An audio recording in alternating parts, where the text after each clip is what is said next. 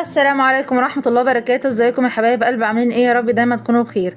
النهارده باذن الله هنعمل مع بعض عصب بقري على طريقتي. لو بتقرفي من الكوارع او مش بتحبيها او بتتقرفي من شكلها فده عكس الكوارع تماما، بس فيه الفوائد. الكوارع نفس الطعم ونفس الحاجات اللي فيها فايدة بجد اللي محدش يعرف عنها حاجة الا الجزارين. وهنعمل رز بالشعرية وهنعمل سلطة بلدي. ما تنسوش الاشتراك في القناة وتفعلوا زر الجرس عشان يوصل لحضراتكم كل جديد. تابعوا معايا الفيديو.